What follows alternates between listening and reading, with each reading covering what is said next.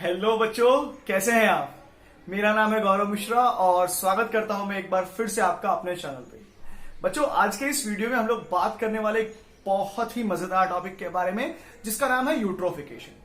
अब बेसिकली आपको पता है जो यूट्रोफिकेशन होता है वो एक नेचुरल प्रोसेस है जहां पर हमारा जो लेक है वो एजिंग करता है। हम समझेंगे इस वीडियो में कैसे एक क्रिस्टल क्लियर वाटर वाला जो लेक था वो कन्वर्ट होता है इस दयनीय सी अवस्था वाले लेक में। कौन कौन से फैक्टर्स रिस्पॉन्सिबल होते हैं, कौन कौन से इवेंट्स होते हैं और पूरा जो मैकेनिज्म है वो हम इस वीडियो में समझने की कोशिश करेंगे। तो चलिए स्टार्ट करते हैं अपना video. So students, when we talk of eutrophication, eutrophication is basically the natural ageing of lake. Natural ageing का मतलब होता है ऐसा फिनोमेना जहां पर एक वाटर बॉडी, वो एक पॉन्ड हो सकता था, वो एक लेक हो सकता था, gets converted into a piece of land over a period of time। हो सकता है उसमें 100 साल लगे, हो सकता है उसमें 500 साल या 1000 साल भी लग जाए। तो ये जो नेचुरल इवेंट होता है जहां पर एक वाटर बॉडी कन्वर्ट होती है लैंड मास में, उसे कहा जाता है यूट्रोफिकेशन। जब भी हमारी लेक यंग होती है, at that particular instant we find the water is cold and clear. मतलब जब यंग लेक रहेगी, पानी ठंडा रहेगा और क्लियर रहेगा।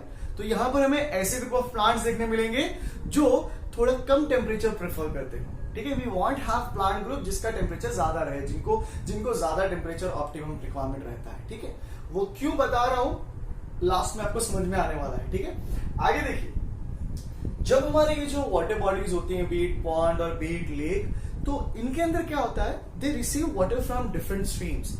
काफी सारे स्ट्रीम्स के द्वारा पानी इन तक पहुंचाया जाता है, वो पॉन्ड हो, वो लेक हो। जैसे आपने देखा होगा कैनल सिस्टम बना होता है इरिगेशन के लिए फार्म में, खेतों में, उसी तरीके से ये जो वाटर बॉडीज होती है, even they receive water from the natural streams. तो जब वाटर इस स्ट्रीम से फ्लो होता हुआ आता है, they add nitrogen and phosphorus to the water body. And upon the addition of nitrogen and phosphorus to the water body, what would happen? It would encourage the growth of aquatic organism। जैसे ही nitrogen और phosphorus हमारे पानी में जाएगा, fertiliser होते हैं कि नहीं होते भाइयों बहनों, एनपीके, नाइट्रोजन, फास्फोरस और पोटेशियम। फर्टिलाइजर ही तो है, इसमें खाली पोटेशियम एब्सेंट है, बाकी नाइट्रोजन और फास्फोरस तो है। तो आप क्या देखोगे, फर्टिलिटी बढ़ जाएगी हमारे पानी की। जो वाटर बॉडी है उसके अंदर जो पानी था उसकी फर्टिलिटी बढ़ गई। अब fertility doesn't matter whether it is increasing in the water or it is increasing in the soil, it will result into the formation of the plants, and as the plants would emerge, हम देखेंगे उसको खाने वाले animals तो अपने आप आ जाएंगे। समझे आप? तो fertility of the soil increases, because of which we will find there will be the growth of animals as well as plants. सही है?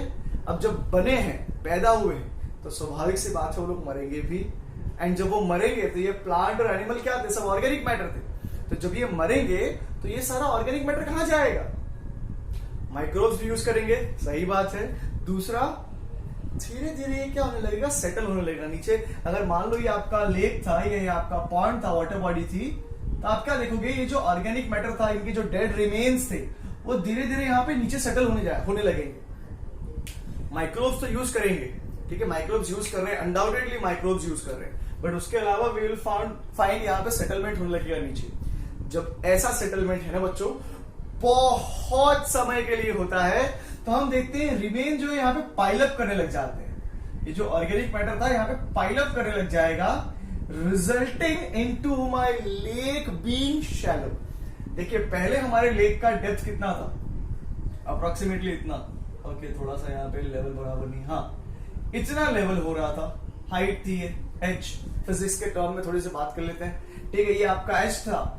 अब शैलो जो था हमारा लेक, क्या हो गया, शैलो हो गया, उसका डेप्थ जो था वो थोड़ा कम हो गया। तो आप क्या देखोगे, हाइट डिक्रीज हुई है। तो ये क्या हो गया, h डैश हो गया मान लो। अच्छा लगता है, थोड़ा बहुत फिजिक्स भी आता है आपको क्या। तो ये h और यहां पर h डैश। बच्चों आप क्या देख रहे हो, हमारा लेक हो गया शैलो, हमारा लेक हो गया शैलो। अब शैलो लेक हुआ है, उसका मतलब क्या होगा भाई साहब, अर्लियर ऐसा होता है, हमारा जो वाटर बॉडी होता है उसके अंदर टेम्परेचर रेंज अलग अलग होती है। ऊपर थोड़ा गर्म रहता है, नीचे मॉडरेट रहता है, और एकदम बॉटम में पहुंचोगे तो पानी ठंडा होता है, डेप्थ वाइज था। अब यहाँ पर डेप्थ कम था ना, तो आप क्या देखोगे, ये ऊपर का जितना भी पानी है ये पूरा कैसा रहेगा, हॉट ही रहने वाला, ठंडा पानी रहेगा ही नहीं। तो अब हम क्या देखेंगे, देखिए, over the centuries lakes grow shallow and become warmer पानी गर्म हो गया। अब जब पानी गर्म होगा ना बच्चों तो क्या होगा, ये जो प्लांट्स थे कोल्ड वाटर वाले वो मर जाएंगे और they would be replace by those plant group जिनको हाई टेम्परेचर चाहिए, जिनको वार्मर एनवायरमेंट चाहिए। तो we will find marsh plant growing into this bottle. एक तो यहां पर फ्लोटिंग प्लांट आ जाएंगे थोड़े बहुत, और इधर मार्श प्लांट आ जाएंगे, है ना। शैलो जो रीजन था वहां पर उनकी रूटिंग चालू होगी, वहां पे मार्श प्लांट डेवलप होना चालू होंगे। एंड जब ऐसा होगा तो ऊपर में हम लोग देखेंगे फ्लोटिंग algae डेवलप होना चालू होगी। तो you will find large mass of the floating plants ऊपर डेवलप होंगे, large mass of floating plant, उनको बॉल्स कहा जाता है। तो इस सरफेस के ऊपर लेट अस मेरे को थोड़ा सा क्लैरिफाई कर लेते हैं। मान लीजिए आपका सरफेस था पानी का, अब यहां पर आप देखोगे फ्लोटिंग प्लांट्स इमर्ज होने चालू हो जाएंगे, ठीक है। फ्लोटिंग प्लांट्स इमर्ज होंगे और यहां पर तो नीचे प्लांट्स थे ही। जब इनकी डेथ होगी बच्चों तो now you will not be left with water, there will be only land mass. So finally you have land arising. Now this was the natural phenomena which could take as long as thousands of years. हजारों साल लग सकते थे बच्चों इसको। But इंसानों की activities ने हम इंसानों की एक्टिविटी, सिर्फ मैं अकेला नहीं हूं भाई साहब, आप लोग भी जिम्मेदार हैं और भी बहुत सारे लोग जिम्मेदार हैं। हम लोग सिर्फ गौरव मिश्रा या फिर you people are not accountable for it, हमारा पार्ट जरूर है इस चीज में। तो देखिए होता क्या है, हमारे पास ये एफ्लुएंट ट्रीटमेंट प्लांट हो गए इंडस्ट्रीज के द्वारा, ये हमारा घर हो गया, घर से सीवेज निकल रहा था, ये हमने हैंडपंप बनाने की कोशिश की जहां पर गांव में लोग आज भी कपड़े धो रहे हैं, बर्तन वहां पे जाके मांजते हैं, फिर तालाबों में लोग अपनी गाय भैंस को नहलाते हैं, धुलाते हैं। ये सब जो है बच्चों, वो जो नेचुरल तौर पे आ रहा था ना ड्रेन्स के द्वारा, स्ट्रीम्स के द्वारा, ये हम लोग आर्टिफिशियली कर रहे हैं। नेचुरली तो बहुत कम अमाउंट ऑफ नाइट्रोजन और फास्फोरस ऐड कर रहे थे, बट अब खेतों में भी ऐड दुनिया भर का एनपीके फर्टिलाइजर, और जब एक्सेसिव रेन होगी तो ये सारा वॉश ऑफ करके कहां जाने वाला है, रन ऑफ जब होगा इनका तो कहां जाएंगे बच्चों, ये सारे जाएंगे हमारे वाटर बॉडीज में। और हम देखेंगे that inside the water bodies the level of nitrogen and phosphorus would increase drastically, resulting into what. देखो जब नाइट्रेट्स और फॉस्फेट्स हमारे पानी में बढ़ते हैं, जब नाइट्रोजन या फास्फोरस या फिर नाइट्रेट्स सॉइल के रूप में जाएगा, ठीक है, तो नाइट्रेट्स और फास्फेट जो रहेंगे जब ये पानी में बढ़ेंगे तो बच्चों क्या होगा, देखिए it would over stimulate the growth of algae, है ना। फर्टिलाइजर के तौर पे है तो जमीन पे था तो प्लांट को बढ़ा रहा था, पानी में आया तो आल्गी का ग्रोथ बढ़ गया। अब आल्गी का ग्रोथ बढ़ेगा तो क्या होगा, देखो इट विल फॉर्म अनस्लाइटली स्कम। अब स्कम क्या होता है, मान लीजिए ये वाटर बॉडी थी, इस वाटर बॉडी के ऊपर एक पतला सा स्लाइमी फाउल ऑर्डर लेयर आ जाता है, एक पतला सा स्लाइम जैसा कुछ डेवलप होता है, बहुत चिपचिपा सा पदार्थ होगा और इसमें से बहुत गंदी बांस आएगी, ठीक है। तो स्कम फॉर्म होगा which would result into formation of unpleasant order, गंदी से बांस आने लग जाएगी। और जब ये सब हो रहा था बच्चों, जब ये सब हो रहा था तो आप क्या देख रहे थे, आप देख रहे थे कि डिसॉल्व ऑक्सीजन की मात्रा जो थी वो धीरे धीरे कम होती जा रही थी। पहली चीज, डिसॉल्व ऑक्सीजन जब कम हुआ तो जो हमारे एक्वेटिक प्लांट्स थे, एनिमल्स थे, वो मरने लगे। प्लांट तो खैर नहीं मरेंगे, एक्वेटिक एनिमल्स जो थे वो मरने लग जाएंगे।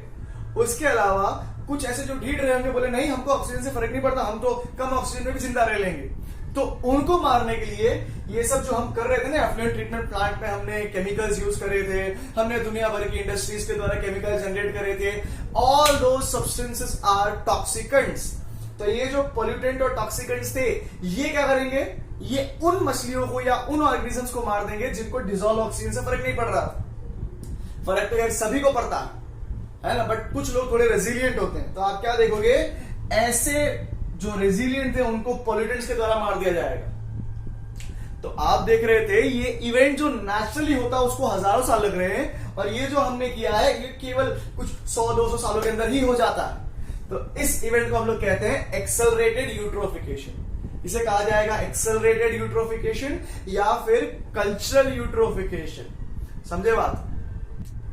अब बच्चों आप क्या देखोगे, जब ये सब कुछ हो रहा था, जब ऑर्गेनिजम्स मर रहे थे, तो धीरे धीरे क्या होगा, उनकी जो बॉडी रिमेन्स थे सारे नीचे जाएंगे सेटल होने, और जब उनको हम क्या करेंगे, डीकंपोज करेंगे। तो बच्चों क्या होगा, डीकंपोज करने के लिए क्या चाहिए हमको, माइक्रोब्स चाहिए। माइक्रोब्स को डिग्रेड करने के लिए क्या चाहिए, डिसॉल्व ऑक्सीजन चाहिए। डिसॉल्व ऑक्सीजन चाहिए तो क्या होगा, डिसॉल्व ऑक्सीजन बढ़ेगा कि घटेगा, घटेगा। और इसकी वजह से मैं क्या देखूंगा, माई lake my lake, my pond or the water bodies would choke to death. एक लास्ट लाइन है आपके एनसीईआरटी में, choke to their death. The ponds or the water bodies literally choke to death. इसका मतलब यही है, क्योंकि जब ये सब मरेंगे तो इनको मारने के लिए, डिकम्पोज करने के लिए आपको बहुत सारे माइक्रोब्स चाहिए, और बहुत सारे माइक्रोब से मतलब बहुत सारा डिसॉल्व ऑक्सीजन चाहिए। और डिसॉल्व ऑक्सीजन कहां से आ रहा था? पानी में आ रहा था। जब सारा का सारा डिसॉल्व ऑक्सीजन ये माइक्रोब्स यूज करेंगे बच्चों, तो एक्वेटिक फिशेस को कुछ मिलेगा? एक्वेटिक एनिमल्स को कुछ मिलेगा? नहीं मिलेगा, तो वो मर जाएंगे। वो मरेंगे तो इनको डिकम्पोज करने के लिए फिर डिसॉल्व ऑक्सीजन चाहिए। अब आप क्या देखोगे, धीरे धीरे धीरे धीरे वाटर बॉडी के अंदर जो डिसॉल्व ऑक्सीजन था उसकी मात्रा क्या हो जाएगी? कम। एक समय के बाद में it will get completely depleted, खत्म हो जाएगा, और हमारा जो लेक था it will not be lake anymore, it will turn into a piece of land. तो बच्चों ये जो थी, ये बात थी यूट्रोफिकेशन की। उम्मीद करते हैं वीडियो अच्छा लगा होगा। If that is the case, please hit the like button. You can also share the videos with your friend. सिर्फ इस वीडियो की बात नहीं कर रहा हूं, और भी वीडियो है, इसलिए वीडियोज बोले, ठीक है? You can share the videos with your friends and subscribe to the channel. मिलते हैं अगले वीडियो में, तब तक के लिए thank you very much. Stay safe and God bless you all.